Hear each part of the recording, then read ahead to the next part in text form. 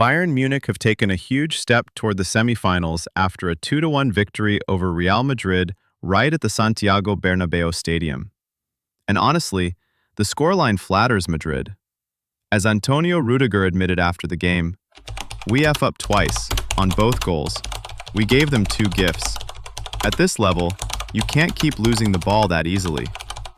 That quote perfectly sums up Madrid's performance. Because while Bayern were excellent, both tactically and physically, Madrid's own mistakes made things even easier.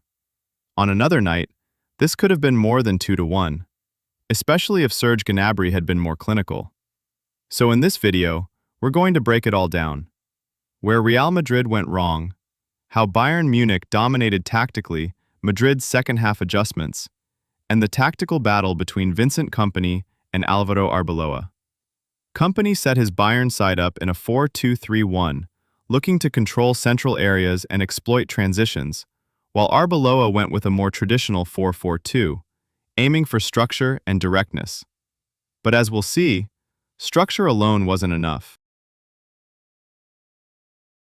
When Real Madrid were in possession, they looked to build from the back in a very structured way. The two center-backs split wide, while the full-backs pushed high and wide up the pitch. This shape allowed Ondrej Lunin to step up and effectively join the build-up, temporarily turning the back four into a back five. With Trent Alexander-Arnold and Alvaro Carreras holding width, Madrid always had wide outlets to progress the ball forward. At the same time, the double pivot of Aurélien Tchouaméni and Thiago Petarque stayed close to the backline, offering short passing options and helping Madrid maintain control in the first phase. But this is where Bayern Munich were clever. They didn't press passively. They went aggressive, man-to-man. Harry Kane and Serge Gnabry led the press on the center-backs, while also trying to block passing lanes into midfield. Behind them, Michael Olise and Brahim Diaz pressed the fullbacks, but with intelligence. They didn't go too wide too early. Instead, they stayed slightly narrow to cut off access into the half spaces, only jumping out when the ball was played wide. This pressing structure forced Madrid into difficult decisions. Play into the pivot under pressure, go wide and get trapped, or recycle back under intense pressure. And we saw exactly how effective this was. In one key moment, Aurélien Tchouaméni received the ball but was immediately boxed in. Joshua Kimmich stepped in to press him directly, while Alexander Pavlovich marked the nearby passing option, cutting off the easy outlet. With no forward option, Tchouaméni was forced backwards to Lunin, but the pressure didn't stop there. Gnabry instantly pressed the goalkeeper. Lunin rushed a pass into midfield, and as soon as it reached Thiago Petarque, Pavlovich was already on him from behind. No time to turn, no time to think, just panic. The result? A risky return pass that Gnabry read and intercepted. It didn't lead to a goal, but it perfectly shows how Bayern's press constantly forced errors, especially in the first half. When Madrid did manage to bypass the press, their focus immediately shifted to the wings. Vinicius Jr. held the width on the left, while the right side was shared between Alexander-Arnold and Federico Valverde, who often rotated positions. On the opposite side, Arda Güler occupied spaces between the lines. This created a dynamic attacking structure, a line of four behind Kylian Mbappé. With Vinicius and Trent stretching the pitch, Bayern's backline was forced to spread, opening gaps for third-man runs and quick combinations. And that's exactly how Madrid scored. Valverde received the ball out wide, drawing Alphonso Davies out of position as he stepped up to press. That single movement created a gap between Bayern's center-back and full-back. Alexander-Arnold spotted it immediately and made a perfectly timed third-man run into that space. Valverde found him. Trent drove forward, delivered the cross, and Mbappé finished. A perfect example of how breaking the press isn't just about escaping pressure, it's about attacking the spaces it leaves behind. When Bayern Munich had the ball, their build-up shared similarities with Madrid's in structure, but the intention and execution were very different. While Real Madrid often invited pressure and tried to play through it, Madrid themselves chose not to engage Bayern in that same way. Instead of pressing aggressively, they dropped into a compact 4-4-2 mid-block, staying organized and patient, allowing Bayern's backline to circulate possession while they focused on protecting the central areas and blocking access into dangerous attackers like Michael Olise, Harry Kane, Luis Diaz, and Serge Gnabry. This meant Bayern had control of the ball, but not easy progression. The central lanes were constantly crowded, and the wide options were only accessible under pressure, forcing Bayern to find more creative solutions. One of the key ideas introduced by Vincent Kompany was to overload the midfield through inversion.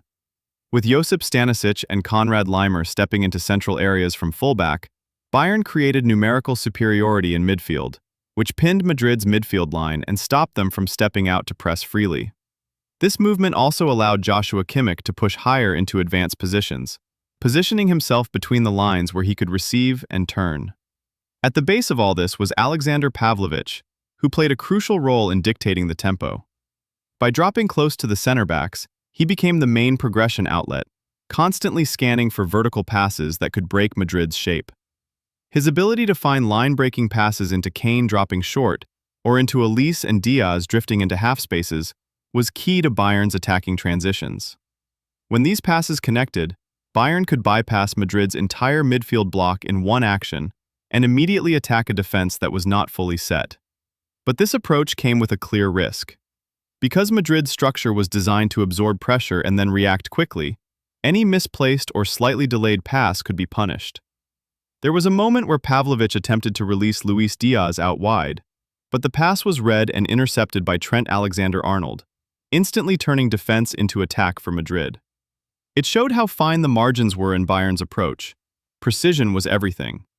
To complement this, Bayern also used a more direct route through Manuel Neuer. Whenever Madrid's shape shifted slightly or tried to step higher, Neuer became an active playmaker, looking to bypass the midfield entirely with quick, accurate passes into the wings. His distribution toward Diaz and Elise was particularly important, as it stretched Madrid's compact shape and forced their defenders into wider, more uncomfortable positions. These direct balls weren't just about progression, they were about creating immediate attacking situations before Madrid could reset their defensive structure. Once Bayern managed to break through the mid-block, their attacking pattern became very clear. They consistently looked to exploit wide areas, isolating Madrid's fullbacks in one-on-one situations. Because players like Federico Valverde and Arda Güler were often forced to tuck inside to protect central zones and block cutback lanes, it left the fullbacks exposed. This issue was made even worse by the limited defensive contribution from Vinicius Jr. and Kylian Mbappé, which meant Bayern's wingers regularly received the ball with space to attack directly. This dynamic played a crucial role in Bayern's first goal. It began with Vinicius losing possession high up the pitch and failing to recover, which immediately disrupted Madrid's defensive shape. Bayern reacted quickly, moving the ball forward with intent and exploiting the space left behind. With Madrid's midfield still compact centrally and their defensive line not fully reorganized, Bayern were able to progress into a wide area where the isolation was already in place.